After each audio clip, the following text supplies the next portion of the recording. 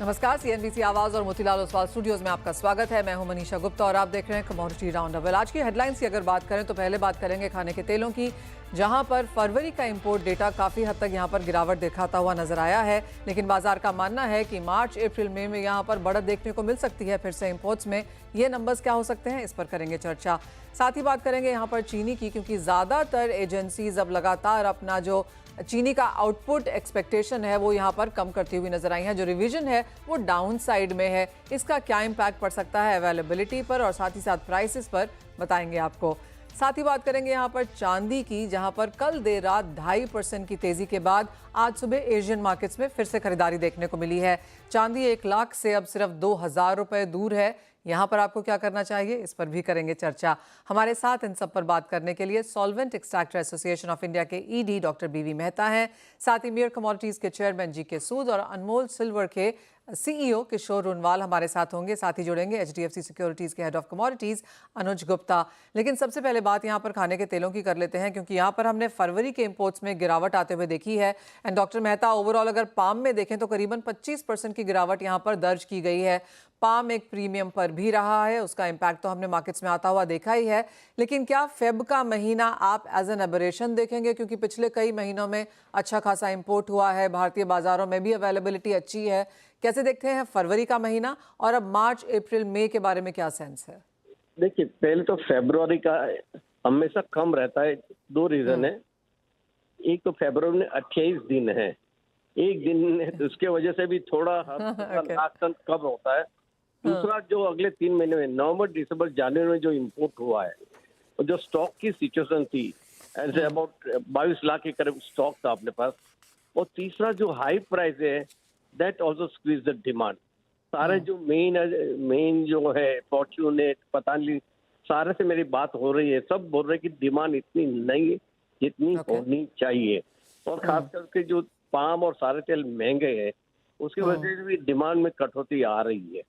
ये 2-3 रीजन है, पर मेरे ख्याल से जैसे आपने भी बताया, मार्च अप्रैल में जो अभी जो स्टॉक्स है, I think we are mostly lowest level है।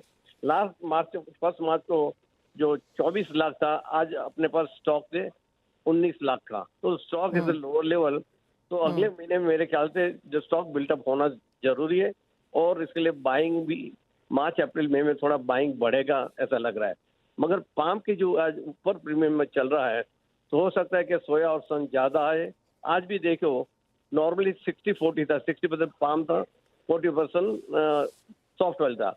अभी आप देखो तो 57% सॉफ्ट ऑयल है और 43% पाम है। मतलब पाम का शेयर कम हो रहा है, सॉफ्ट ऑयल बढ़ रहा है। तो अगले 2-3 महीने में अगर पाम के दाम नीचे नहीं आए तो ज्यादा सॉफ्ट ऑयल आने की उम्मीद है। हाँ जी मैडम। डॉक्टर मेहता, एक और चीज़ है, हम जानते हैं कि सरकार इस वक्त यहाँ पर देख रही है यूएस के साथ किस तरह से टैरिफ्स पे तालमेल बिठाया जा सकता है। लेटेस्ट जो कॉन्वर्सेशन है वो सारी की सारी एग्रीकल्चर के आसपास रिवॉल्व कर रही है।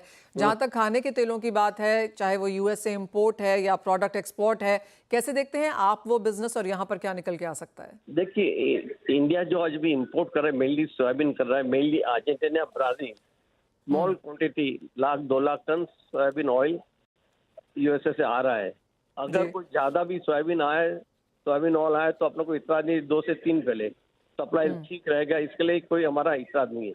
मगर एक चीज मैं जरूर बताना चाहूंगा, पहले हम सोयाबीन और सोयाबीन मिल ऑर्गेन के नाम से एक्सपोर्ट कर रहे हैं, उसमें वहाँ ड्यूटी लगा दी है यूएसए ने। तो वो ड्यूटी हटाना चाहिए, ताकि हमारा सोयाबीन जो नॉन जीएम है उनकी भी मार्केट खोले, सोयाबीन मिल भी non GM. Doctor Mehta, as of now meal पर कितना एक्सपोर्ट ड्यूटी है और कितना आपको लगता है कम किया जा सकता है, जो कि बातचीत अभी चल रही है?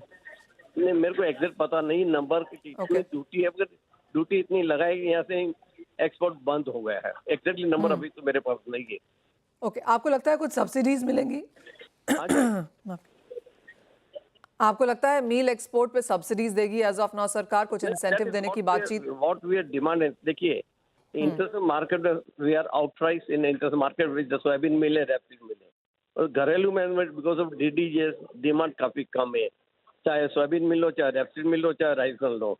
तो हमने बताया कि भी 15% का रोड टैप और अदर इंसेंटिव आप दीजिए, ताकि यहाँ से एक्सपोर्ट खुले। और मैं तो यहाँ तक चाहता हूँ कि डीडीजीएस में भी एक्सपोर्ट इंसेंटिव देना चाहिए ताकि वो भी यहाँ से बाहर निकल जाए, तो डिमांड जो लोकल में आ रही है उनकी जो सप्लाई प्रेशर वो भी कम हो जाए। तो चाहे डीडीजीस हो, चाहे रेपसीड मिल हो, चाहे सोयाबीन, सबके इंसेंटिव देना चाहिए ताकि आउटलेट मिल जाए। आउटलेट मिलेगा तो ही यहाँ क्रसिंग हुआ, नहीं तो आज आपका सीड हाथ में रह जाएगा और क्रसिंग नहीं होगा। हाँ जी। एब्सोल्युटली डॉक्टर मेहता, बहुत शुक्रिया साथ जुड़ने के लिए। तो as of now of course फरवरी के महीने में वीक डिमांड रहती है और जैसे डॉक्टर मेहता हमें कह रहे हैं कि 19 लाख का टन का ही स्टॉक है जो कि कम है, तो इंपोर्ट यहाँ पर मार्च अप्रैल मई में बढ़ते हुए नजर आएंगे। और जहाँ तक एक्सपोर्ट की बात है, यूएस के साथ कारोबार की बात है, यहाँ पर मील के लिए आउटलेट चाहिए और वहाँ पर कोई सब्सिडी दी जानी चाहिए। वेल, ये तो खाने के तेलों की बात है। और अगर हम चीनी की बात करें, यहाँ पर भी अब कुछ कंसर्न्स बन के निकलने लगी हैं। मिस्टर सूद, चाहे वो नेशनल फेडरेशन है या फिर आहिस्ता है, मेयर कमोडिटीज़ है, सभी की तरफ से हमने जो आउटपुट है शुगर का, वहाँ पर एक कटौती, रिवीजन नीचे की तरफ आता हुआ देखा है। कैसे देखते हैं आप ये नंबर्स? मनीषा जी, दोनों साल जो 532 मिलें चालू हुई थी, उनमें से पिछले साल से 170 मिलें लगभग ज्यादा बंद हो चुकी हैं कल तक। तो क्लोजर बहुत ज्यादा फास्ट है। और महाराष्ट्र और कर्नाटका में तो प्राय क्रशिंग खत्म सी हो गई है। इन फिगर्स में जो अभी 10 तारीख तक 233 लाख टन क्रॉप हुई, शुगर प्रोडक्शन हुई, इसमें जो इथेनॉल की सप्लाई हम समझते हैं कम होगी। 4 मिलियन टन डाइवर्शन के बजाय मेरे विचार में 3.25 रह जाएगी, क्योंकि क्रशिंग जल्दी खत्म हो रही है, तो बी हैवी कहाँ से मिलेगा। तो वो भी इसमें इंक्लूडेड है। अगर वो 4 मिलियन चला जाता तो और भी कम होती। और अगर मेरे विचार में 26 हो जाए मिलियन टन, 260 लाख टन, तो वो बहुत है। और दूसरी तरफ अगर डिमांड की बात देखी जाए तो वो कम नहीं है। काफी एनालिस्ट ने कहा, एसोसिएशन ने कहा कि 28 है या 29 है। मेरे विचार में 29.5 की तरफ जा रही है। और तो स्थिति बहुत अच्छी नहीं है। ये जरूर है कि कुछ एलोकेशन भारत सरकार ने कम करी है पिछले साल से, मार्च तक के 6 महीने में, और ये करीब 27 साढ़े 27 मिलियन टन के हिसाब से एनुअल रेट पर है। तो अगर 29.5 मिलियन टन एनुअल रेट करना है तो इनके पास गुंजाइश है एलोकेशन और करने का। उसके अलावा अगर प्राइसेस को बहुत ज्यादा बढ़ने दें फास्ट, जैसे अभी 15-18% बढ़ी हैं लो से, जनवरी के मिडिल से, तो कहीं सेंटिमेंट बहुत फास्ट ना हो जाए। तो इसलिए सेंटिमेंट को भी कंट्रोल करने की जरूरत है, क्योंकि किसी न किसी तरह से सप्लाई से ही सप्लाई का काम बनता है। तो एलोकेशन ज्यादा, और उस तरह से सप्लाई लाइन को भी थोड़ा फ्लश आउट करने की जरूरत है। तो मैनेजमेंट मेरे विचार में हो सकती है, इंपोर्ट की आवश्यकता नहीं पड़ेगी, पर क्लोजिंग स्टॉक कम रहेगा। क्या क्लोजिंग स्टॉक देखते हैं आप मिस्टर सूद? करीब 40 लाख टन, पिछले साल के 80 लाख टन की बजाय। तो वैसे अभी 60 लाख टन की बात पुरानी हो चुकी है। 40 भी अपने में काफी है, अगर मैनेजमेंट ठीक हो, अगर पाइपलाइन में माल ना रुक जाए। क्योंकि हम 29.5 की बात कर रहे हैं, अगर सप्लाई डिमांड बराबर है तो उसके अलावा तो सेंटिमेंट की बात रह जाती है कि स्टॉक कम है इसलिए प्राइस ज्यादा हो जाए। मिस्टर सूद, हाँ, कितना कंसर्न्ड हैं आप जिस तरह के नंबर्स आपने यहाँ पर पेश करे हैं? जैसे आपने कहा मिड जैन से 15% का इजाफा हम चीनी के प्राइसेस में ऑलरेडी देख चुके हैं। ग्लोबली रॉज में भी काफ़ी वॉलेटाइल मूव्स हैं, भारतीय बाजारों में भी यहाँ पर एक सपोर्ट है। जिस तरह के नंबर्स यहाँ पर हैं, क्या ये कंसर्निंग सिचुएशन है एज ऑफ नाउ? आने वाले 2-3-4 महीने, स्पेशली समर डिमांड तो वैसे भी चीनी की ज़्यादा रहती है, क्या हम इवन हायर प्राइसेस की तरफ जा रहे हैं? जी हाँ, आज इंपोर्ट की पैरिटी करीब 49,000 पड़ती है पोर्ट के एरियाज में। तो वहां तक तो प्राइस पहुंचना नहीं लग रहा, पर प्राइसेस काफी बढ़ने की संभावना है इस लेवल से। और इसलिए जिम्मेवार होगा बहुत हद तक सेंटिमेंट, क्योंकि मैं ये विजुअलाइज कर रहा हूँ कि सप्लाई बराबर रहेगी।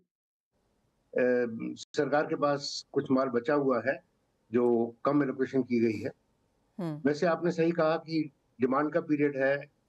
मेरे पास जो डेटा है सप्लाई का, एक्चुअल डिस्पैचेस का, वो जनवरी एंड तक है। उसके बाद पूरा महीना कुंभ मेला था, उसके बाद रमजान, होली, गर्मियां, और अगस्त महीने से हमारे फेस्टिवल शुरू हो जाते हैं, तो असली डिमांड तो अब आनी है। और तो प्राइसेस इस लेवल से काफी आगे बढ़ने की गुंजाइश है। ऑलराइट, तो चीनी एक कंसर्न रह सकती है जहां पर प्राइसेस काफी तेजी से यहां पर बढ़ सकते हैं। ऑलरेडी 15% का इजाफा हम यहां पर दर्ज कर चुके हैं। मिस्टर सूद, बहुत शुक्रिया साथ जुड़ने के लिए। वेल, ये बात है चीनी की, जहां पर भी तेजी का आलम फिलहाल बना हुआ है। वेल, इसी के साथ एक ब्रेक के लिए रुकेंगे। जब लौटेंगे तो बात यहां पर करेंगे चीनी की, और साथ ही साथ मेटल्स पर एक नजर डालेंगे जहां पर अच्छी खासी तेजी के साथ कारोबार है।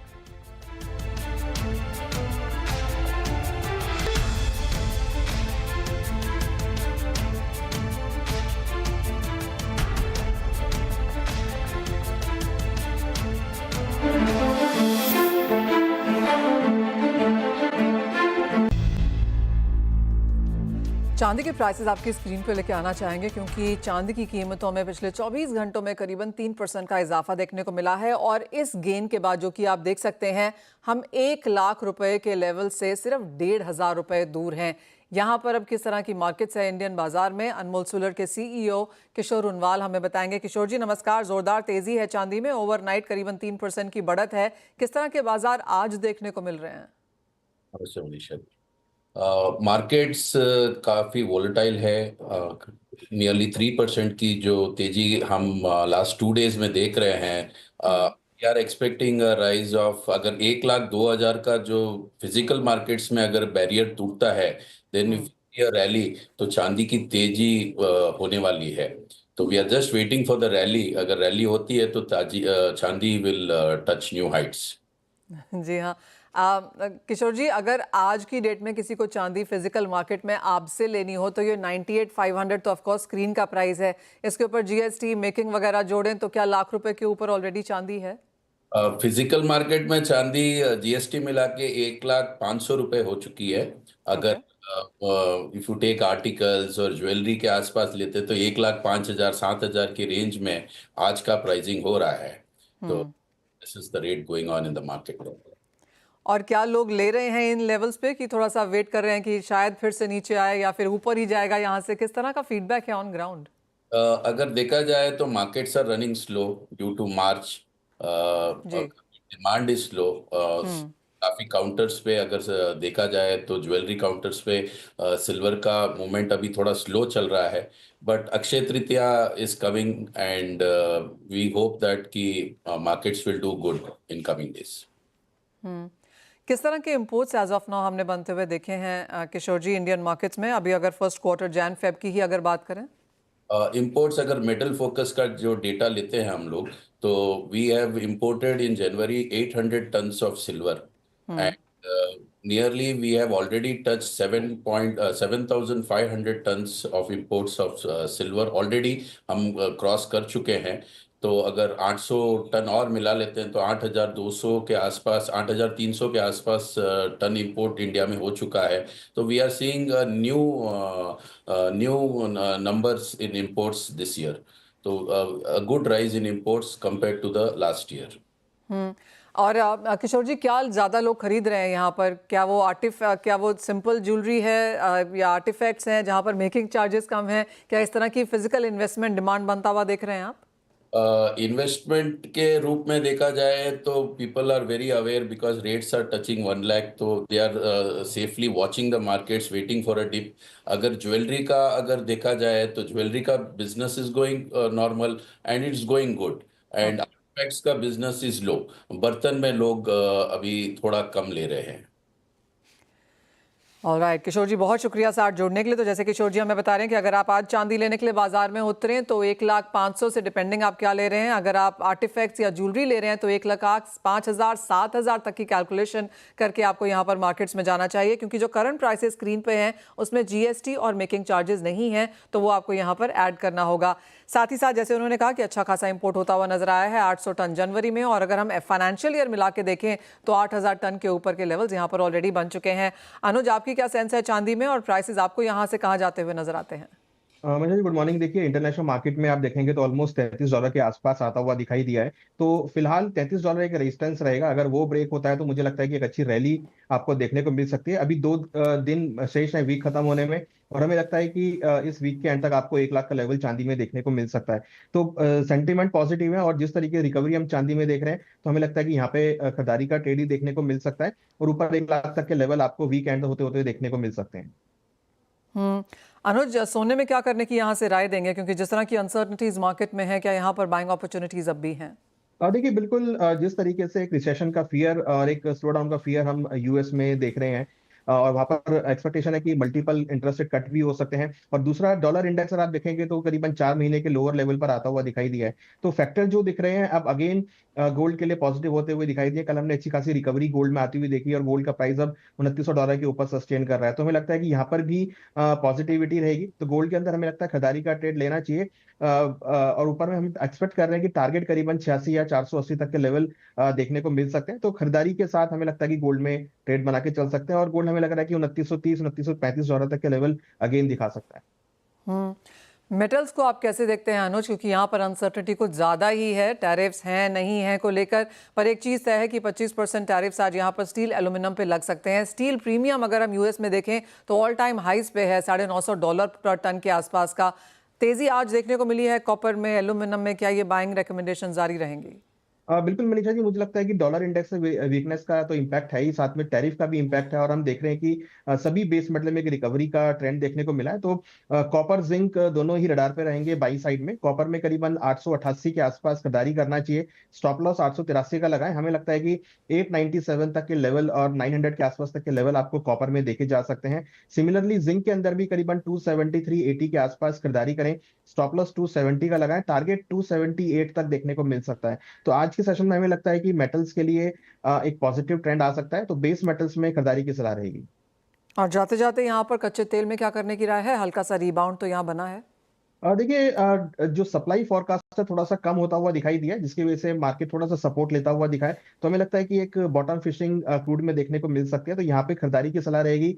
5,765 के आसपास लेवल आते, थोड़ा सा करेक्शन होता है तो खरीदारी का ट्रेड लें। 5,697 का स्टॉप लॉस लगाएं। एक्सपेक्ट कर रहे हैं कि 5,900 तक के लेवल क्रूड में शॉर्ट टर्म में देखे जा सकते हैं। अनुज, बहुत शुक्रिया माफ़ कीजिए साथ देने के लिए। और काफ़ी हद तक यहाँ पर बाइंग रिकमेंडेशंस कैरी फॉरवर्ड होती हुई नजर आई हैं, ज़्यादातर नॉन एग्रो कमोडिटीज़ के लिए। तो उसका आशा है हमारे व्यूअर्स ने एक नोट लिया होगा। इसी के साथ एक ब्रेक का भी समय है, जब लौटेंगे तो बात करेंगे इक्विटी मार्केट्स की।